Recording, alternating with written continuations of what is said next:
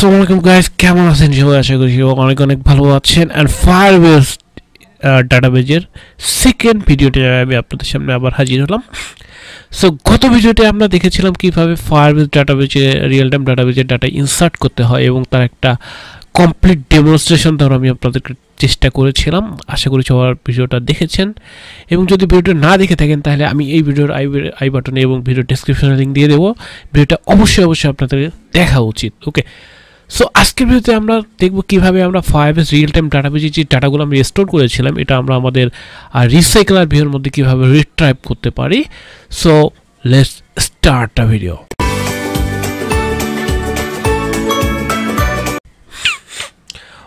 So আমি এর আগে আপনাদের একটা কনসেপ্ট ক্লিয়ার করতে চাই, সেটা হলো আমরা এর পূর্ব ভিডিওতে আমি আপনাদেরকে চাইল্ড বলেছিলাম। আসলে চাইল্ড বিষয়টা কি, আপনি যখন কি করবেন, একটা কি এর আন্ডারে ভ্যালু ইনসার্ট না করে একটা নতুন কি ইনসার্ট করবেন, সেই কিটাকে মূলত আমরা কিন্তু চাইল্ড হিসেবে ধরবো। যেমন আমরা এটা হলো একটা কি, এই কি এর আন্ডারে আমরা একটা ভ্যালু ইনসার্ট করতে পারতাম, কিন্তু আমরা একটা ভ্যালু ইনসার্ট না করে কি করেছি, এটার আন্ডারে একটা কে আমরা ইনসার্ট করেছি, এবং এটাকে বলবো আমরা কি, একটা চাইল্ড। এবং এই চাইল্ডের আন্ডারে আমরা কিন্তু আরেকটা চাইল্ড এখানে ক্রিয়েট করেছি, সেটা হলো 101। এটা একটা হলো একটা চাইল্ড। ওকে, সো আমরা এখানে দেখবো যে স্টুডেন্টের মধ্যে 101 একটা স্টুডেন্ট, 102 একটা স্টুডেন্ট। এভাবে আমরা যত ডাটা ইনসার্ট করব সেগুলো কিন্তু এখানে ইনসার্ট হয়ে যাবে। ওকে, স্টুডেন্ট অর্থাৎ এই স্টুডেন্টের আন্ডারে ডাটাগুলো ইনসার্ট হয়ে যাবে। ওকে, সো ডাটা রিটাইপ করার জন্য কি করব, আমরা যেহেতু রিসাইক্লারভিউ নিয়ে কাজ করব, সো আমি একটা রিসাইক্লারভিউ নিয়েছি। আমি ডাটা রিটাইপ নামে একটা ক্লাস করেছি এবং একটা রিসাইক্লারভিউ নিয়েছি, এবং এটার আইডি দিয়েছি recyclearview.id, এবং আমি অবশ্যই এই কোডগুলো আমার ভিডিও ডিসক্রিপশনে লিঙ্ক দিয়ে দেবো, আপনারা সেখান থেকে চাইলে ডাউনলোড করে নিতে পারবেন। ওকে, সো গাইস, অবশ্যই রিসাইক্লারভিউটা কীভাবে কাজ করে আই থিঙ্ক আপনারা সবাই এই বিষয়টা সম্পর্কে জানেন, বা যদি না জানেন তাহলে আমাকে অবশ্যই কমেন্ট করে জানাবেন। আমি রিসাইক্লারভিউ নিয়ে একটা আলাদা ভিডিও দেওয়ার চেষ্টা করব, এবং রিসাইক্লারভিউ নিয়েও আমাদের ভিডিও আসবে। সো যদি আপনাদের বেশি সমস্যা হয় তাহলে আমাকে অবশ্যই কমেন্ট করে জানাবেন। ওকে, এবং এটার জন্য আমাদের একটা স্যাম্পল ভিউ অবশ্যই দরকার হবে এটাতে ইনফ্লাইট করার জন্য। সো আমি একটা স্যাম্পল ভিউ করে নিয়েছি, আপনারা স্যাম্পল ভিউটাও সেই ভিডিও থেকে আমার যে লিঙ্ক দেবো সেখান থেকে আপনারা কপি করে আপনারা ইউজ করতে পারেন চাইলে আপনাদের মতো করে। ওকে, এবং আমরা কি করেছি, ডাটা টাইপ যে আমাদের জাভা ক্লাস আছে সেখানে আমরা রিসাইক্লারভিউটাকে পরিচয় করে দিয়েছি, এবং এর আমরা কি করব, আমরা এখন ফায়ারবেজের রিসাইক্লারভিউ ইউজ করব, এবং এটার জন্য আমাদেরকে কি করতে হবে।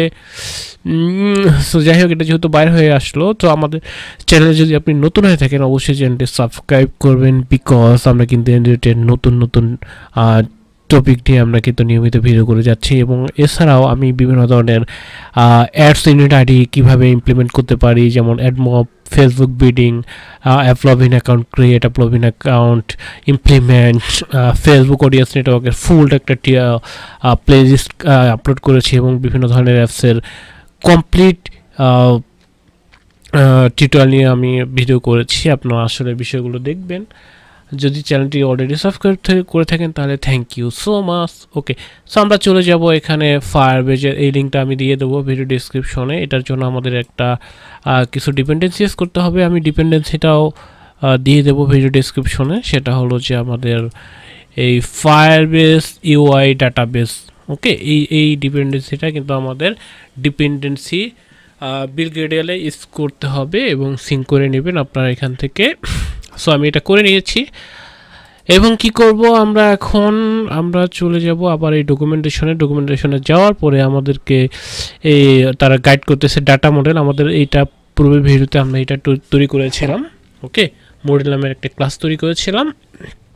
সো আমরা এখন কি করব, আমাদেরকে ইউজ করতে হবে যে ফায়ারবেস রিসাইক্লার অপশন, এই কোডটুকু কপি করার পর আমাদের এখানে সো রিসাইক্লারভিউ যেহেতু আমরা এখানে ধরেছি, তাহলে এটাকে আমরা ইনিশিয়ালাইজ করে ফেলি আমাদের অ্যাপসের মধ্যে। Recycler view equal find byid r.id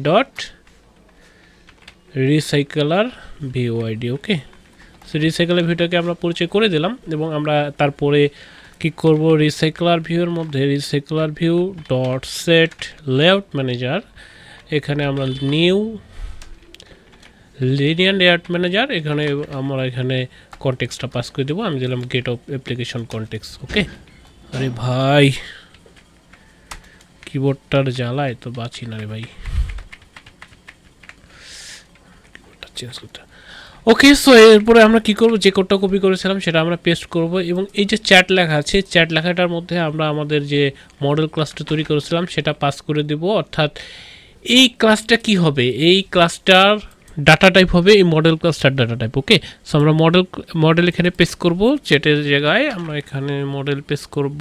paste করার পর আবার এখানে মডেল পেস্ট করব, মডেল ডট ক্লাস, এবং এই কিউরি যেটা আছে কিউরিতে আমরা কি করব, Firebase database dot gate instant dot gate reference dot, এখানে আমরা চাইল্ড দেব। কেন চাইল্ড দেব আমি আপনাদেরকে এই বিষয়টা বলতেছি। অর্থাৎ কি Firebase database dot gate instant মানে কি, অর্থাৎ আমরা ফায়ারবেসের যে ডাটাবেসের এই পুরাটাকে আমরা সিলেক্ট করে নিলাম। সিলেক্ট করে নেওয়ার পর কি করলাম, গেট রেফারেন্স, অর্থাৎ এটার আন্ডারে একটা কি আছে, রেফারেন্স আছে। এই রেফারেন্সটার আন্ডারে কি, স্টুডেন্ট একটা হলো কি, স্টুডেন্ট একটা কি, চাইল্ড। ওকে, রেফারেন্স নিলাম এবং স্টুডেন্ট চাইল্ড। তো স্টুডেন্ট চাইল্ডটা আমরা এখানে পেস্ট করে দেব, স্টুডেন্ট যেহেতু একটা চাইল্ড স্টুডেন্টটা পেস্ট করে দেব। এবং এখানে আমরা কি করব, আমাদেরকে রিসাইকেলার ভিউর জন্য আমরা আরেকটা আলাদাভাবে জাভা ক্লাস তৈরি করব, রিসাইকেলারভিউ জাভা ক্লাস, রিসাইক্লিয়ার অ্যাডাপ্টার দিলাম। ওকে, এই নামে একটা জাভা ক্লাস তৈরি করলাম এবং এটা এক্সটেন্ড করবে কি, এটা এক্সটেন্ড করবে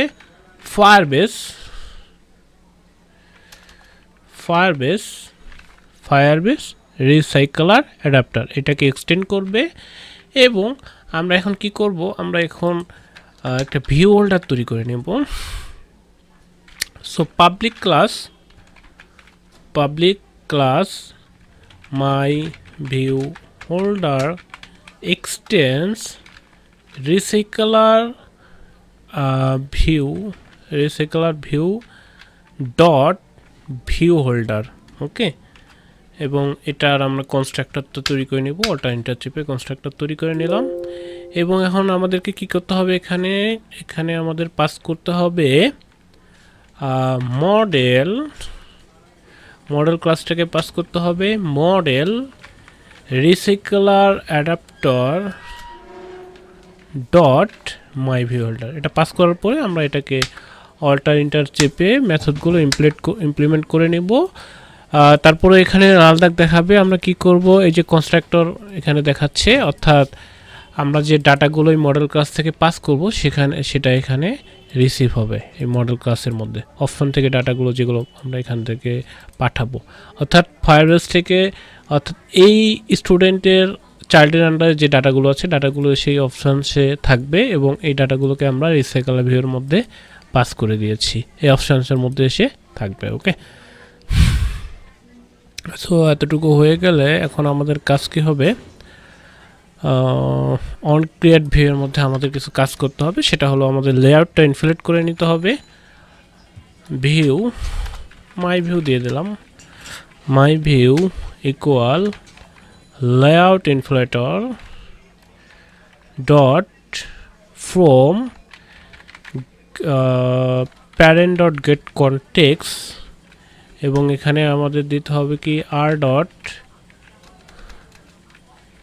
parent dot get context r dot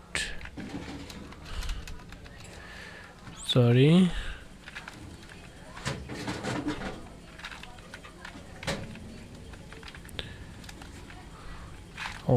ইনফ্লেট করব কি r dot layout dot sample data retype, এটাকে আমরা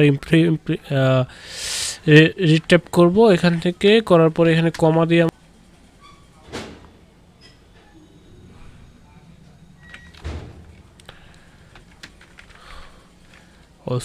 প্যারেন্ট এখানে দেব, এখানে ফলস আমরা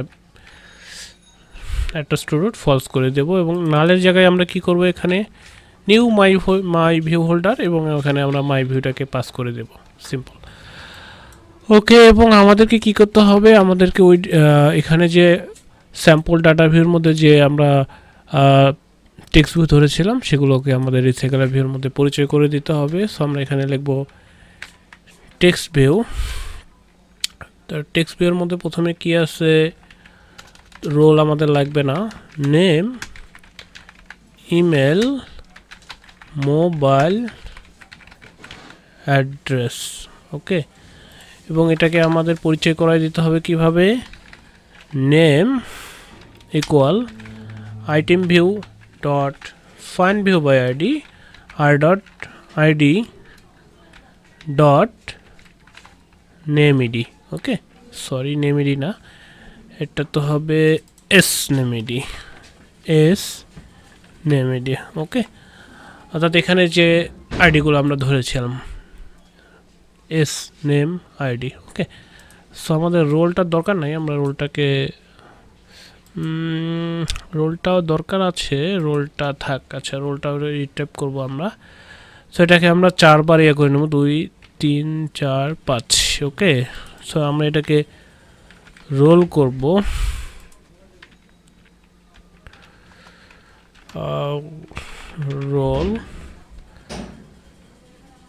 role S roll ID, name ID, তারপরটা হবে ইমেল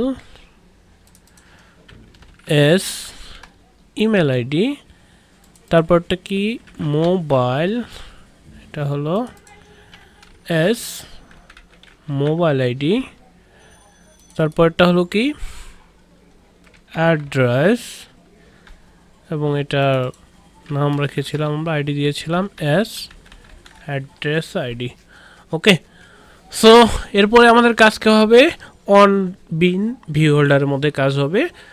সো আমরা এখন যেহেতু আমরা রোলটা নিয়েছি, রোলটা নিয়ে আমাদের কাজ করা হয় নাই, সো মডেল ক্লাসের মধ্যে আমরা যেহেতু 4টা ভ্যালু শুধু পেস্ট করেছি, তো রোলটা আমাদেরকে এখন রোলটা নিয়ে কাজ করতে হবে। আচ্ছা, রোলটার দরকার নেই আপাতত, দরকার নাই, আমরা এই কয়েকটার মধ্যেই ভ্যালু সেট করে দেব। সো এখানে কি হবে, প্রথমে লিখতে হবে হোল্ডার ডট নেমের মধ্যে আমরা সেট করব name dot set text, set text মডেলের মধ্যে সে ডাটাগুলো আছে, model dot gate name, holder dot email dot set text model dot get email holder dot mobile dot set text model dot get mobile। Okay, এবং এরপরে আমি কি করব, holder dot address set text model dot get অ্যাড্রেসকে pass করে দেব। এবং এরপরে আমাদের কি করতে হবে, ডাটা রিটাইভে এসে আমাদের যে এটাকে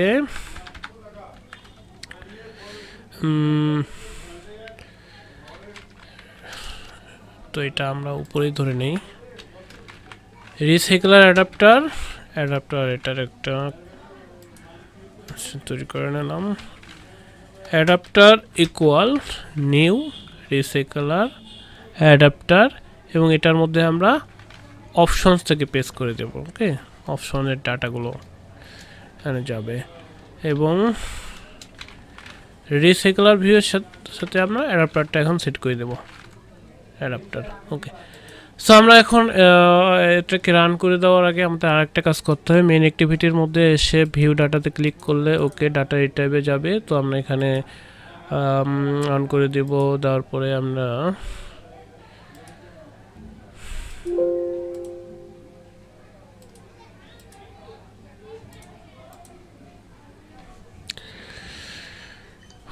আমাদের অ্যান্ড্রয়েড ডিভাইসে চলে গেলাম, আমাদের অ্যাপসটা রান হচ্ছে।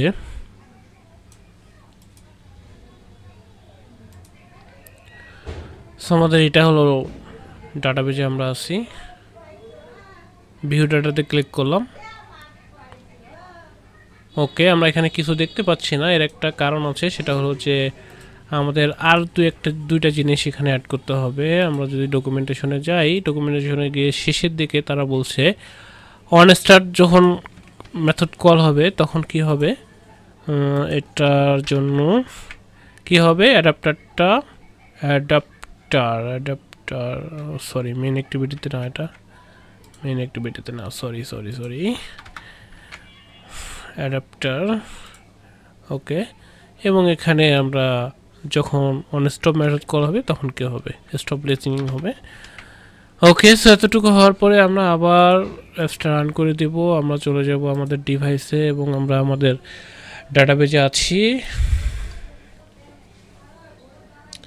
ওকে, আমাদের অ্যাপসটা কিন্তু রান হচ্ছে। এখন আমরা যদি ভিউ ডাটাতে ক্লিক করি, ওয়েল আমরা দেখতে পাচ্ছি আমাদের কিন্তু ডাটাগুলো এখানে শো করতেছে। ওকে, আমি যদি আবার এখানে একটা নতুন ডাটা দিই, 205, নাম দিলাম অ্যাসেস, ইমেল দিলাম,